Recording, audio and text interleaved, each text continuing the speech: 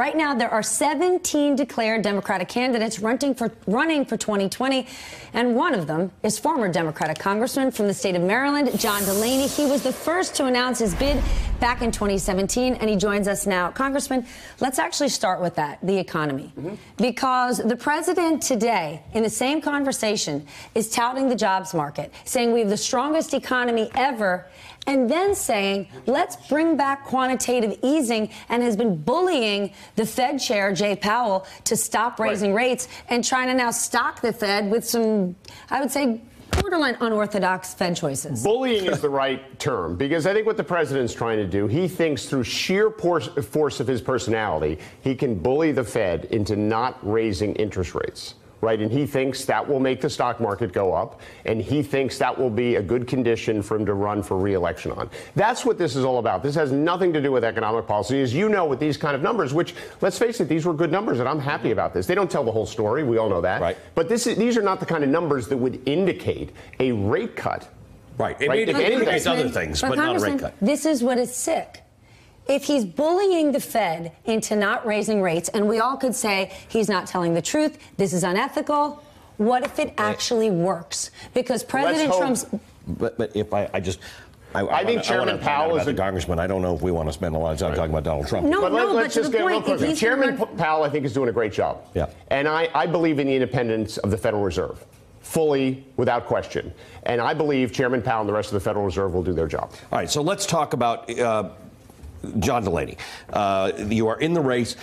You're not polling in very high numbers, so you need to get some messaging out. Yes. What should people know about John Delaney in this race? They should know I'm a problem solver. I've spent my whole life, I was an entrepreneur, a blue-collar kid, and I served in the Congress of the United States.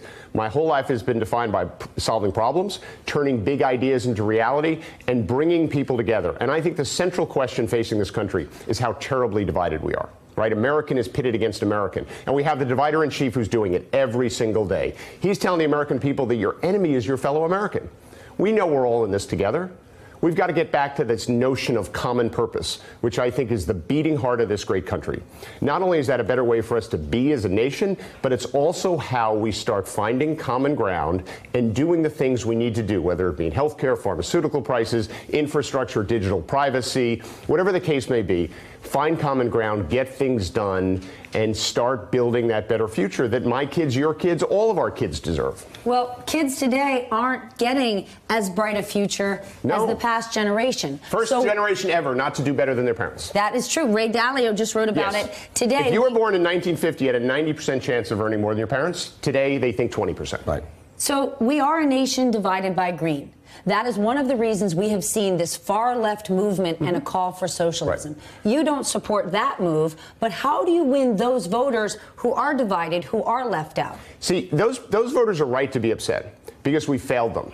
And the reason we failed them is because we haven't done anything. The world has changed. Globalization and technological innovation has reshaped every aspect of our society. And we didn't do the basic things we should have done to prepare our citizens for this change in public education, in healthcare, in tax policy, in regulation, in addressing climate, go down the list. So what I think this generation is looking for is someone to actually get these things done. So what's the best solution? The best solution on all those stuff, there's common ground. On climate, we should put a carbon tax in place, like the bipartisan bill I introduced. Democrats and Republicans, I was able to put them together and put a price on carbon, take all the revenues, return it to the American people in a dividend. I can get that done in my first year as president with all the Democrats and the Republicans who live in coastal states. You're not... Doubling the earned income tax credit. If you want to help people, like we just talked about those jobs numbers, the centerpiece of Democratic tax policy should be the earned income tax credit. Which Republicans tend to enjoy, so you should be able to get that passed. But it really works, actually. Right? It really works. Let's talk about infrastructure. Sure. We know we need it.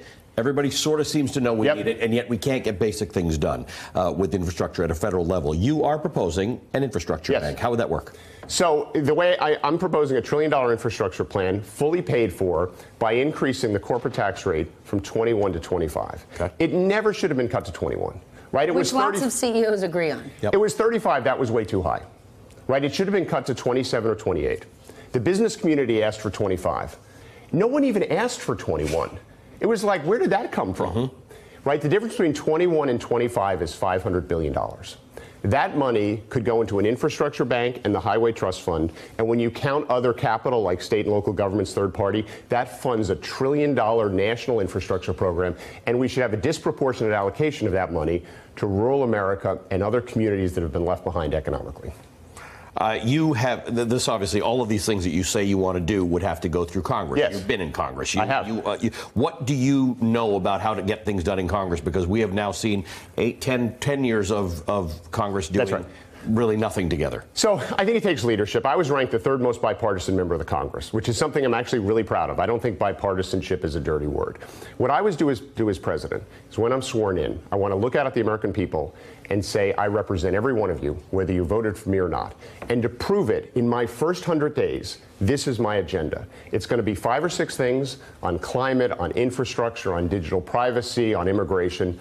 And they're going to be based word for word on bipartisan bills in the Congress. Because there are some good bipartisan bills on these issues. Wouldn't it be amazing if a president said, let's start by focusing on the things we agree with each other on?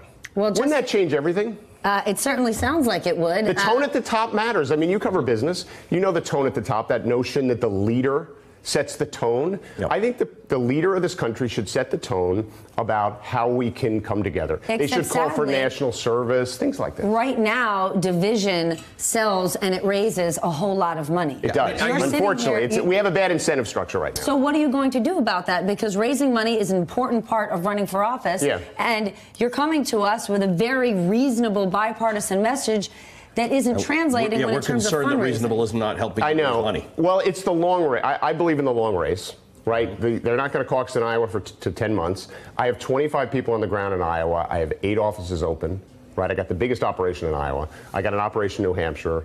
We've got a good-sized campaign. I'm in this for the long run. I think in the fall, the Democratic Party is going to look for someone who can beat Trump. #1 criteria.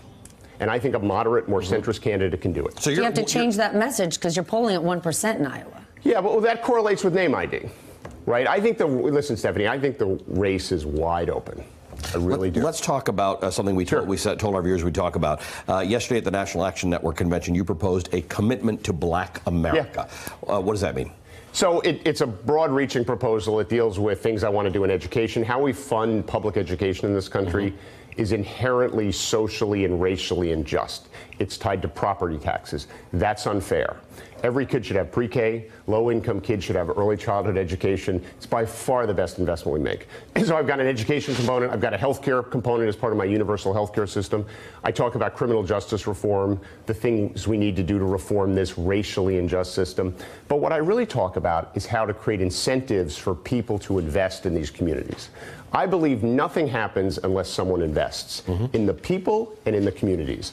And I lay out a whole bunch of ideas to encourage private and public sector investment in these communities to create jobs, whether it's creating incubators at historically Black colleges or having a disproportionate amount of my infrastructure dollars go to these communities, or whether it's the Opportunity Zone legislation that I led in the Congress to create a federal tax incentive for people to invest. I want to be the president because I've done this my whole life. The 2 businesses I started and took public focused on lending money to small to mid-sized companies. Your whole life? High school must have been boring. Well, my whole adult life. John, it sounds very good. You got me there. I'm just mean. You got me there. No, you were just waiting for that opportunity. We appreciate you coming to Thanks for having us, me. and thanks for articulating your policies. John Delaney. Congressman, thank you so much. Thanks for having me, Stephanie. Thank you. Hey, MSNBC fans, thanks for checking out our YouTube channel. Subscribe by clicking on that button down there and click on any of the videos here to watch the latest interviews and highlights. You can get more MSNBC for free every day with our newsletters. Just visit msnbc.com/newsletters to sign up now.